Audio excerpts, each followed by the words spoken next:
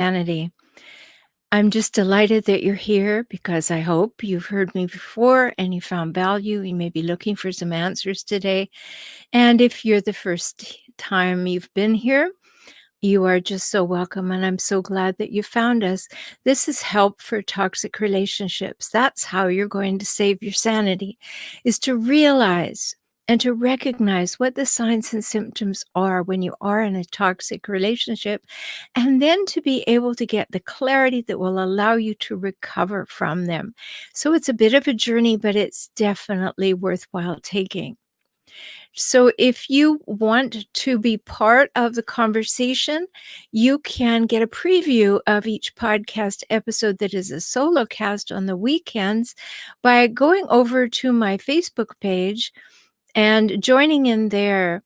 And you find me at facebook.com/relationship help doctor. And the good thing about joining into the live stream podcast is that at the end of the session, I answer your questions. So feel free to come on over to facebook.com/relationship help doctor, like the page, then you will get the exact time that the live is going to go.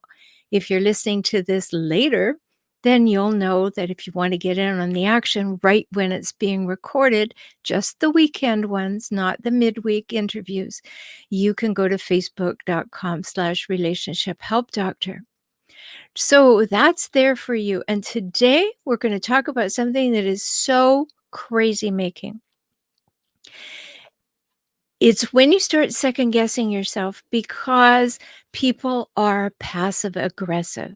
Now, I've done lots of pieces on passive aggression, but I really wanted to cover it again to give you some real examples, things people say when they're being passive aggressive, and hook them to what it is about that that's passive aggressive. Because sometimes in the moment you think, oh, I don't like that very much, but you don't know why. And in that moment of wondering, you kind of lose the track and you don't think anything about, hey, this is a pattern. This is what actually happened. This is why it was crazy making. So I wanted to help you with that. So I'm going to give you 30 underhanded, undermining, passive aggressive tactics that narcissistic hijackals use to confuse you. That's what they do. They use these things to confuse you. And even if they're not purposefully wanting to confuse you, what they want to do is to do what they want to do and not what you want them to do. And that's where passive aggression comes in. So I'm going to give you a few things about passive aggression so that you can understand it.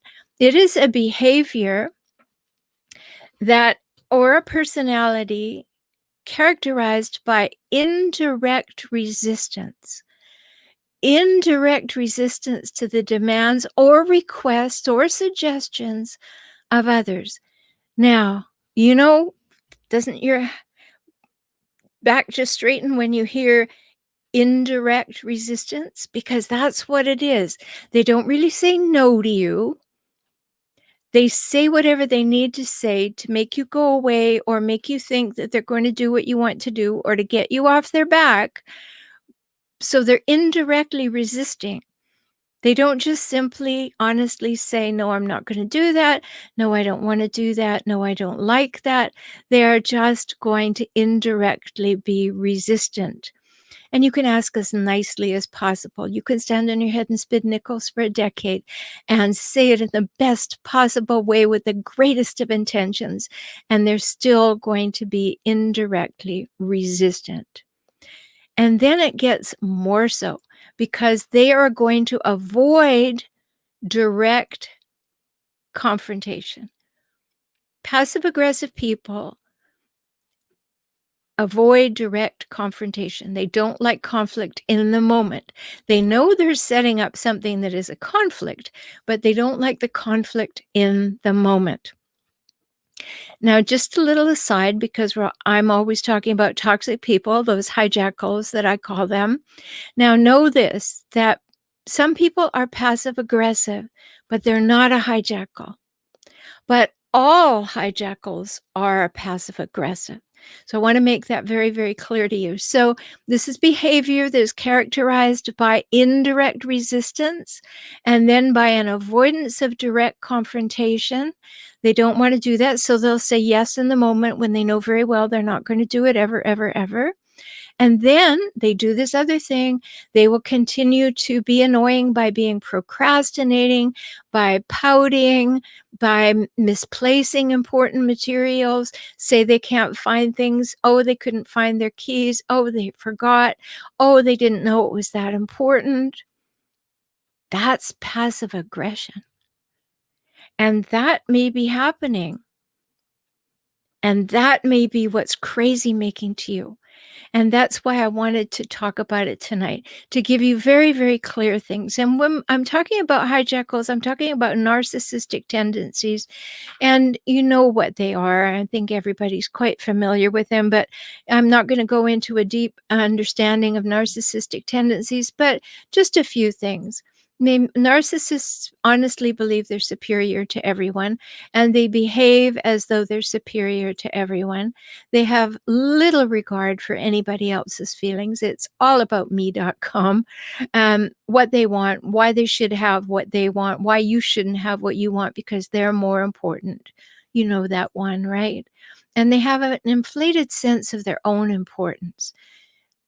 It's not reasonable. There's no supporting evidence that they are so wonderful, but in their own mind, they are. So they have an inflated sense of their own importance.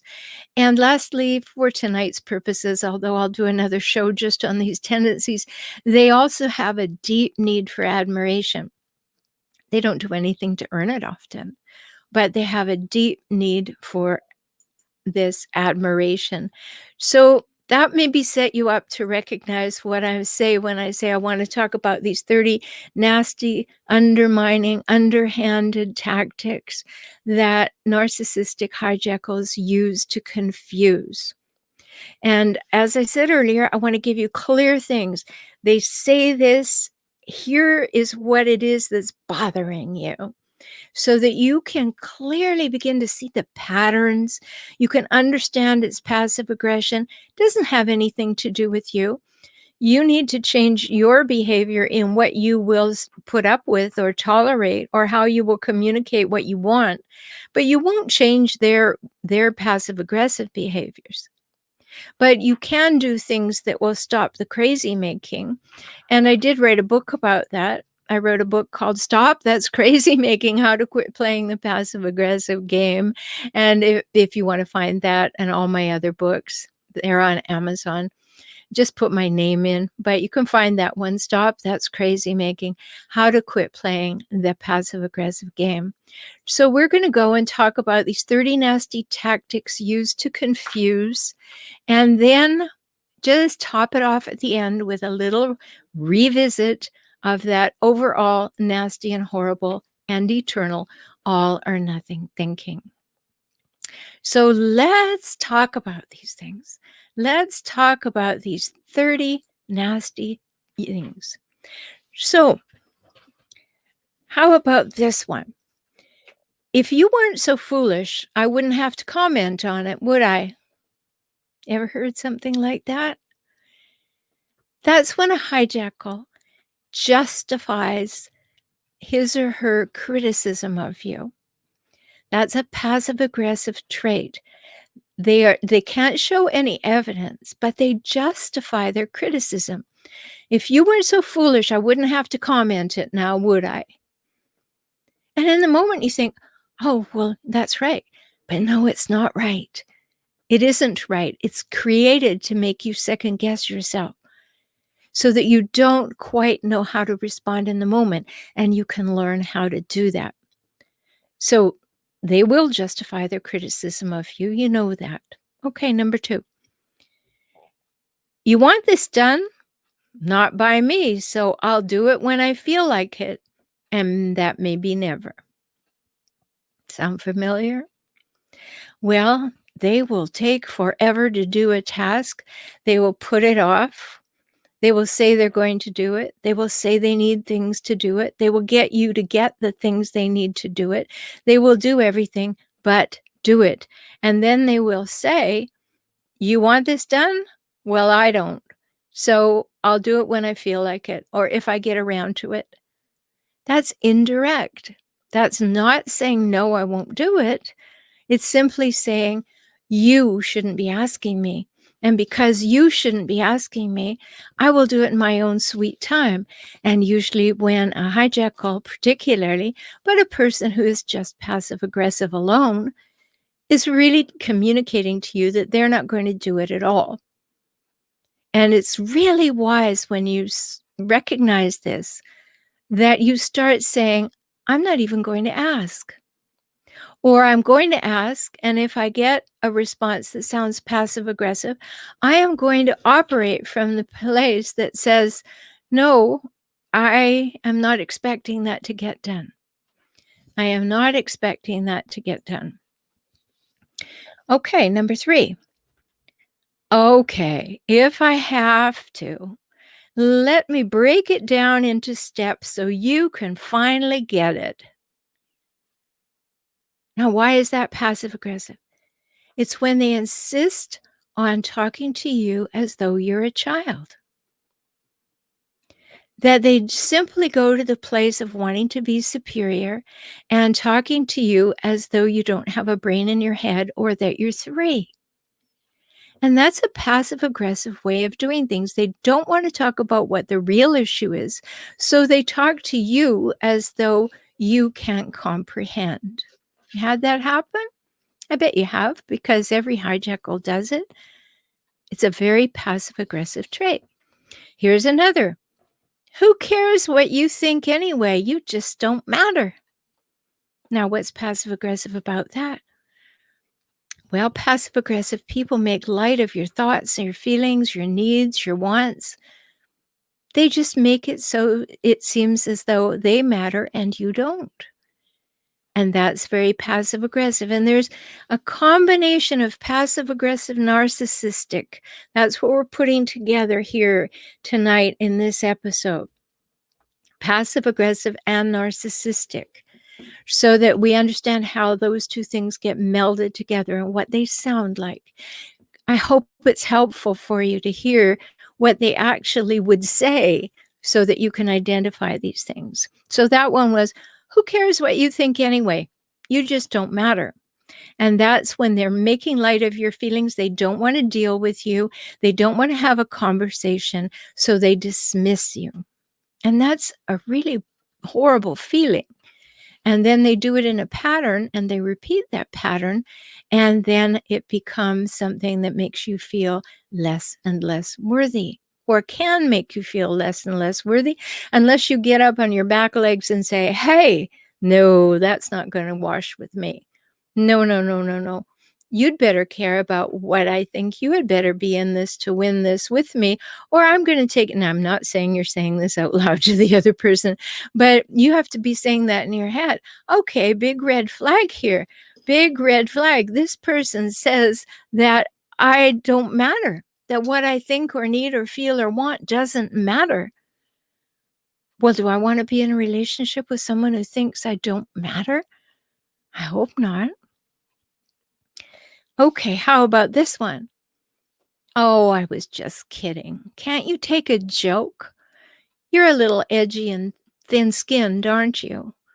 You know, you might have heard any of those 3, or you may have heard them all at once. Because what they do is they say something nasty about you. And when you say, ouch, that hurt, or you complain that that was nasty, then they dismiss it and make it your fault. Instead of taking ownership for their behavior, they passive aggressively pass it on to you.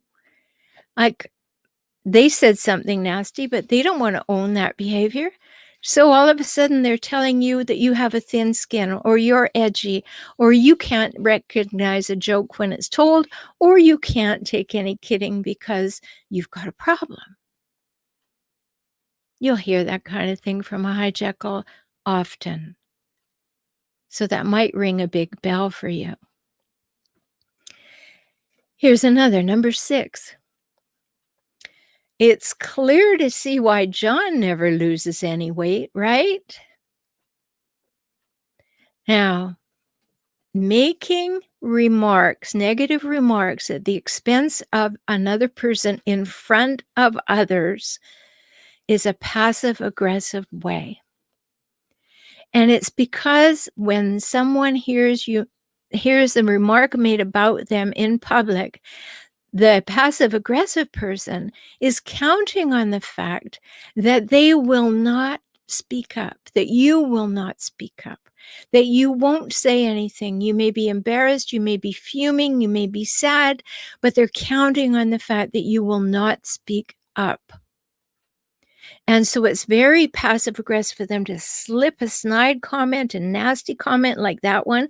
It's clear to see why John won't lose any weight, right? And they hope everybody's going to laugh, and they hope that John will too. And that's extremely passive aggressive. It is not saying what is true and what they really mean. It is deflecting. And that's what passive aggression is. Passive because they don't say what's so in the moment, but aggressive because it's like a scorpion tail at the end. And that's what makes it passive aggressive. And that's what makes it nasty. How about this one? You know, Kim, you're always seeing the dark side of everything. Well, that's another one they like to do in front of other people. They like to make generalizations about you. They like to say, you're always like this. You know, at the end, we're going to talk about that big eternal all or nothing thinking. Well, here's an example of it. You're always see the dark side of everything. Written into that passive aggressive statement is, you're no fun. You're a downer. And they want everybody to agree with them. But haven't you ever been in the situation where a passive aggressive says something like that and everybody doesn't agree with them and the room falls silent and gets very uneasy and uncomfortable? That's because that passive aggressive nature, that passive aggressive way of being, that underhanded, undermining way of being causes people to not know how to address it in the moment. They don't know what to say. They don't know whether they should say anything. They don't know if they're safe saying anything. You know that because you don't know if you're safe saying anything at home. So when you're out in company, again, that's going to happen. I hope these are helpful. I hope they're making some clarity for you because these things are passive aggressive and they go with narcissism. So this is a double-edged thing tonight. So number 9, that demonstrating disregard for you through the silent treatment. You know that one? It gives you this feeling, you're not worth speaking to. I hope you're suffering when I'm not speaking to you. And anytime now you'll do what I want you to do or admit your failings in the hopes that I'll speak to you again. Those words are not said, but that's what's going on in the silent treatment. The hijackal, the passive-aggressive person, is thinking that, okay, I'm not going to waste breath on you. I'm going to withhold my presence from you, my precious presence. I am not going to bestow it upon you. And eventually you'll come around and do what I want you to do. And even further than that, you may apologize for something you never did in order to keep the peace and get me to talk to you again. And that is extremely passive-aggressive. The silent treatment is nasty, nasty, nasty stuff, and I've talked about it many times, so listen to other episodes.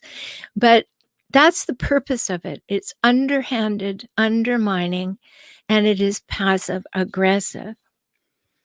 Now, here's another one that's hardly worth anything and definitely not getting upset about. You know when they say that? When they purposefully break something of yours, throw away something of yours, or forget that you had a plan. And they want to diminish you because they're not going to take any responsibility for it. So they want to diminish you, and that is passive aggressive. So they just dismiss it. Oh, that's hardly worth anything. Don't get upset about that. That's silly of you to care about something like that, no matter how precious it is. I remember one client who told me that she only had one thing that really mattered to her, and it was a ring her grandmother had left her. And the hijacker went in, got the ring, and pawned it. And when she found it, she couldn't find it. He told her what he'd done, and that he said almost those exact words. That's hardly worth anything, definitely not worth getting upset about. And what's wrong with you? No mention of having stolen something that was important to her and pawning it. But that's the way the passive-aggressive hijacker rolls. Okay, number 10. Now there's 30 of these, so lots to go. How about this one? That old thing? Why are you getting upset about that? That's just childish. Passive-aggressive narcissists dismiss your feelings. They don't care. In fact, it would be very convenient to them if you didn't have any feelings, if you didn't express any feelings, if you didn't say anything at all. That would be really happy making for them. And then they could make you wrong for not speaking to them or not saying the right things, because you can't win, right? You simply can't win. So knowing that, they will do something like that. You have feeling about that? Why? Why are you bothering with that? It's inconvenient. It's stupid. It's childish. So they dismiss your feelings. And then they have that behavior that I mentioned in the definition, that pouting behavior. Particularly covert hijackals. They're the ones who play the victim all the time. They're the ones who can cry on demand. Some of them can even produce tears. Yeah, true. But they'll pout, well, you don't care about me, and I don't mean anything to you, and I never did. And you just always put me down. It's absolutely terrible. None of that's true. None of that's true. But it's a ploy. It's a passive-aggressive ploy to not deal with themselves, but to make you responsible for them and their feelings. If you get hooked into that, you can be hooked into that for a long time. Because you keep thinking, well, maybe if I love them more, maybe if I pay more attention, maybe if I'm more engaged with them, maybe if I shore them up and let them know they're loved no matter what they do, maybe if I just keep in mind that that person had a difficult childhood.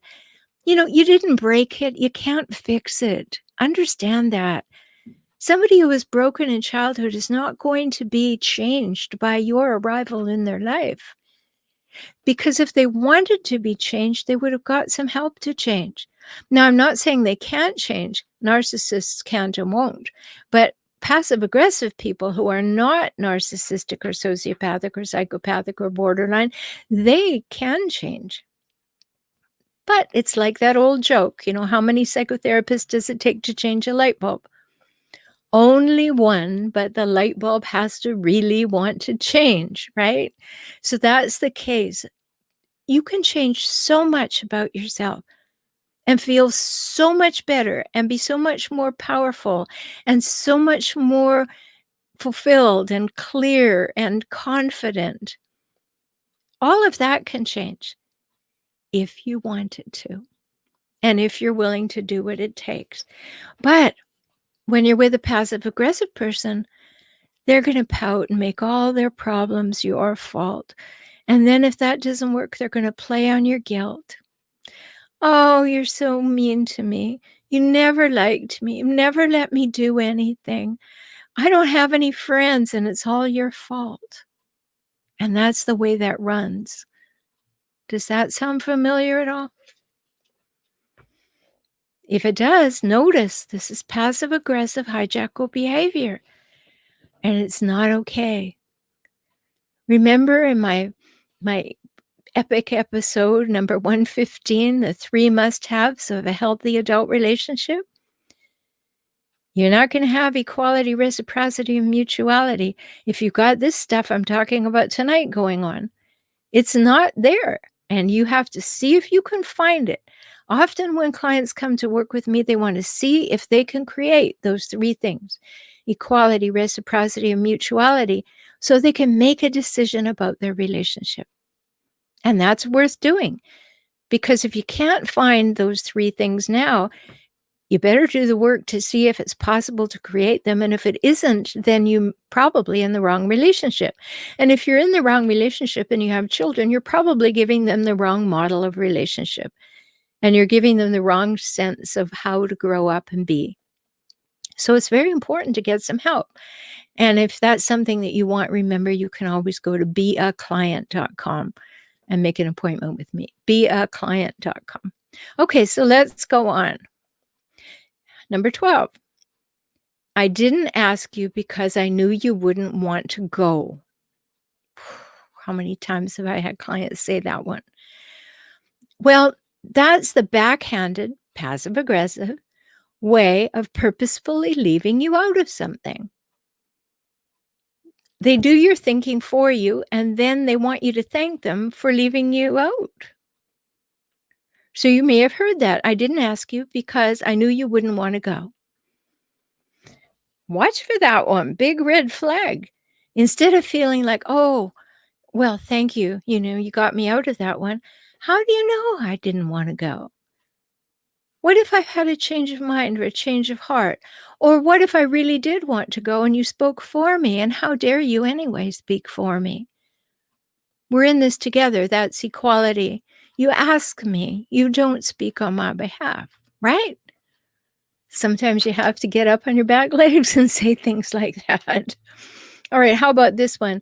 When you behave that way, it causes me to think of leaving the relationship. And if I left, it would be all your fault.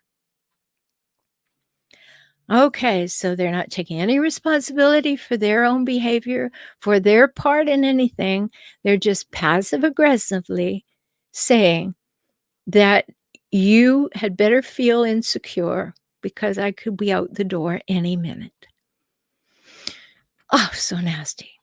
So nasty, so undermining, because it leaves you walking on eggshells all the time. When you behave that way, it causes me to think of leaving the relationship, and if I left, it would be all your fault. Oh, nasty stuff. Or how about, you wonder why I don't come home for days? It's because of you. Who'd want to come home to put up with you? I've had clients whose partners have disappeared for days, and that's what they come back with. They punish you by disappearing, and then they say it's your fault they disappeared. You pushed them away. Home was so awful. No, it was their inability and unwillingness to have a conversation, unwilling to talk about feelings, unwilling to create equality. And so everything becomes your fault. Here's one that really stands out, because a hijackal and or a passive-aggressive person, remember I said earlier, passive-aggressive people with passive-aggressive tendencies can just have passive-aggressive tendencies. But all hijackals also have passive-aggressive tendencies. You don't have to be a hijackal to have passive-aggressive tendencies.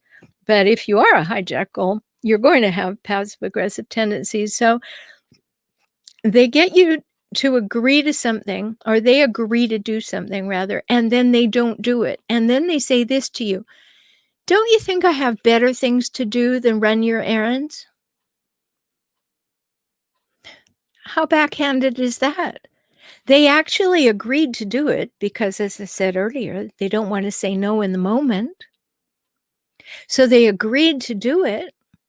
I tell a story about something that happened to me long, long ago in one of these relationships. Thank heaven it's long, long ago. Keep it that way. But I was speaking, and I was traveling a lot speaking. And in the book, Stop That's Crazy Making, I tell the story. And I said to my then partner, I said, I'm going to be coming in on Saturday night late, and I'm leaving Monday morning early. So can you pick up my dry cleaning on Saturday for me, because I need to take it on the plane on Monday morning? And he said, "Yeah, sure." And I said, "Well, you know where the dry cleaner is, and they close at 5 o'clock. Are you sure you can manage it?" "Yes, I told you I could." So you already know what happened. I came in late Saturday night. I looked for my dry cleaning Sunday morning. It isn't there. I went to him and said, "Could you tell me where my dry cleaning is?" He said, "Don't you think I have better things to do than run your errands for you?" Now he agreed. We had the conversation, but still the passive aggressive nature of him won out. It wasn't long after that that I deep sixed that relationship, but that's what happened. So here's another. With what I have to put up with, no one could blame me for being annoyed. So they're going to have a bad mood and they're going to blame it on you. No responsibility. You can see the underlying theme here is they're not going to take any responsibility or be accountable for anything. But passive aggressive people will say something in the moment to get you off their back, to seem to be pleasant. And then later on, they will not do it, or they will make you wrong for even asking, or worse. So they can even blame their bad mood on you. Or I love this quote by that famous philosopher Anonymous. I found it and it says, "It's your fault that I forgot because you didn't remind me." How about that for a passive aggressive statement? "It's your fault that I forgot because you didn't remind me." Ultimate passive aggression. So that's blaming you for their lack of responsibility. Have you ever heard that? I've heard something close to that. I'm sure I have. So they also like to blame people who make rules because they don't want to abide by those rules. So rules are stupid.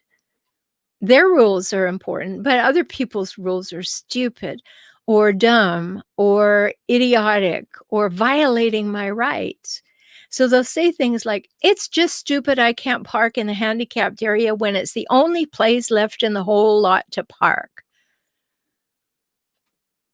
You may see there's even a YouTube video of somebody being approached because she parked in the handicap parking. She wasn't handicapped. And she said exactly that. "Well, this is the last place to park, and you don't have the right to talk to me about that." Very passive aggressive, but also very hijackalish. Like, you must play by my rules, but nobody makes rules for me. And that can be extremely annoying because you can't count on them to do anything except go counter to the rules that maybe all society is running on, or even the rules that they made for the home, or the rules they make for the children, and then they do the opposite. Okay, so another one. They'll manipulate the facts to suit themselves. Big one, right? You know what was said. You could even have it on tape. You could have a videotape of them saying it, and they will deny that they said it. But then they'll manipulate facts that they hear to suit themselves. So here's one that's been familiar lately. "Scientists may say that's true for most people, but it's not true for me, and you can't tell me otherwise." So the whole of science is wrong because they said so. So they manipulate the facts to suit themselves so that they can do what they want to do, regardless of the facts. Sound familiar? I know I ask you if it sounds familiar all the time, but that's why I'm doing this particular podcast, because I want you to know what it sounds like, what passive aggressive hijackal behavior actually sounds like, what words come out of their mouths so that you can recognize them. And then they manipulate your words to suit themselves. So might say, "You're so confused, you don't even remember what you said, but I do. You're so confused, you don't remember what you said, but I remember. And you know very well what you said. And it's not what they said you said. But they want to be the ultimate authority on you and what you said. So they go for it." It's in crazy making. And I've done shows on gaslighting, so I'm not gonna talk about it very much, but they will gaslight you by making general statements like, "You don't even know how misguided you are, you poor thing." Right? They will make statements like that cause you to second guess your very being. It's just nasty. Then they like to change the subject and misdirect the conversation. So they'll say something like this: "You may want to talk about that, but what's much more important to talk about is how you're always on my case. So I don't want to talk about what you want to talk about. I want to talk about what's wrong with you. So I am going to redirect the conversation in that direction." That's a lot. How about this? "When you're finished cleaning the garage, we may go to the lake." Sounds hopeful, except what it really means is making you go through a lot of unnecessary steps to potentially get what you want. And then when you get the whole garage clean, that may be the whole family cleaning the garage, and "we may go to the lake" pops up as, "I never said we would go, I said we may." It's just nasty and underhanded. And one of the things that go with the silent treatment, if they're not giving you the silent treatment, then they withhold information. So they'll say things like, "You have no need to know about the bank accounts because you're incapable of managing money. Don't ask me. You have no need to know." Well, you do have a need to know if you happen to be married to this person or in a long-term relationship with this person. But they want to withhold money. They want to withhold rather information so that they can have the power. And it's important to see that. Now we only got a few left here. We're closing in. So here's another. "Yes, I know you want to finish your nursing program, but it's not nearly as important as my job." And what they do is they create a passive competition by standing in the way of your success. They make themselves more important. And so it almost seems like what I was talking about in last week's episode on the 4 kinds of lies. It's the plausible lie that their work is more important than you're taking interest in, or your work, or a course you want to take, or whatever. And so they use that against you in conversation. Or if you do achieve something, they'll say something like, "Don't think you're so good. Other people have done so much better in less time." They will snatch your achievement from you. They will snatch your accomplishment, just like they ruin every holiday and celebration because they have to be the center of attention. They will completely take the air out of your balloon if you achieve something because they cannot stand the competition. Even though there isn't a competition, to them it's a competition. You did something and they didn't do it, so they've got to take the air out of it for you. That's awful. It's horrible. And so they put you down for achieving something. And there's a meme, or many of them, that says things like this on Facebook that say, "No one falls in love better than a narcissist who has no place to live and no job." And so this one will really strike you. We're up to number 97 or 27. And so that person would say, "I may not have a job, but your job's nothing to write home about. You hardly can keep us in groceries." Now this person's sitting on the sofa consuming things, but they blame you for not bringing enough money in. So they don't do anything themselves, and they put you down for getting things done, but the things you're getting done are not good enough. And that happens over and over. And so you keep trying to rise up and do a little better and do a little better. No, notice what's happening.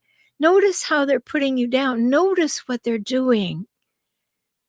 It's hijackal stuff. It's passive aggressive stuff. This one's particularly hijackal stuff.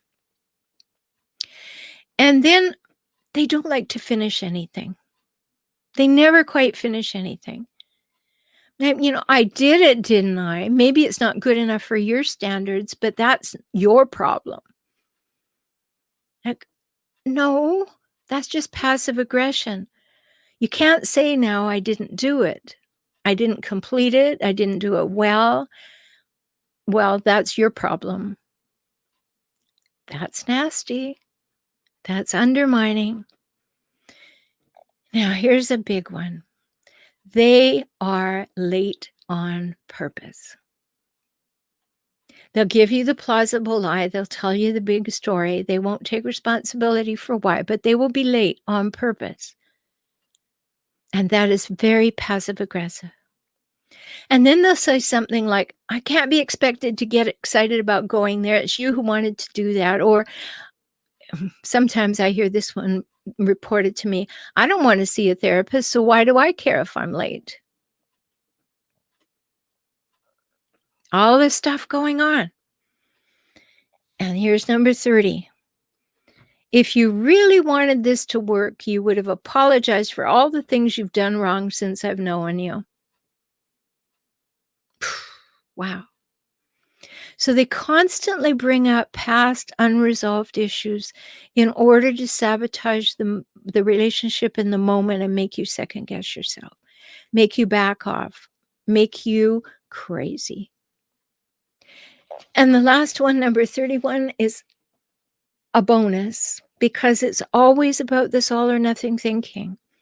When you are with someone who's passive aggressive, but particularly someone who's a hijackal, it's going to be about all or nothing thinking, meaning I love you completely, and the next moment you do something I don't like, I hate you and you're the scum of the earth. There is nowhere between all or nothing. And that is a really big topic. I've talked about it many times, but these are things that are so important for you to recognize. So very, very important for you to recognize because they will happen over and over and over. And you need to be on top of it, really, because you need help to do that. Now, I've done lots and lots of episodes of Save Your Sanity. So go to saveyoursanitypodcast.com and subscribe there, or wherever you like to get your podcasts, go find it. And if you need help from me, you'd like some clarity, I do offer a new client full 1-hour session, and you can do that at beaclient.com. I know I've given you lots and lots of things to think about. And I hope that each one has rung a bell and you have realized, wow, that is a lot of passive aggression. That is a lot of hijackal behavior that is happening in my relationship. And it is so not all right with me. Now, if you're listening to the podcast live stream, I'm going to go on and answer questions, which I will delete, of course, from this podcast episode when it airs on Save Your Sanity podcast. However, if you are on the live stream, know that I'm going to answer questions in a few minutes and be ready with yours. So in the meantime, until we speak again on the podcast, be very good to yourself because you're precious and you matter. Talk soon. So let's see what's in the room here. Emily says they're so passive aggressive, always saying, "I have no friends and you need to be nicer to me." Why? Because I'm supposed to be your friend, right? You need me because you have no other friends. That is just nasty. And even if it's true, it's probably because they have burned so many bridges for you that you have stayed home hoping that you are going to be able to make them happy. And you can't make these people happy. So please understand that. Emily, that's a great question because they say those things. I know they do. You need to be nicer to me because you need me. Nobody else likes you. Nobody else wants you. You don't have any friends, like you said, Emily, but it's not true. You can go out and get friends anytime you want, but it may mean that you have to ditch the hijackal or the passive aggressive person, or you may need to just stand up for yourself and say, I am going out. I have friends. I need to do things. We need equity. Back to episode 115. Thank you. Thank you. I love your voice, by the way. You speak conspicuously obvious. I wonder if that was autocorrected spelling there.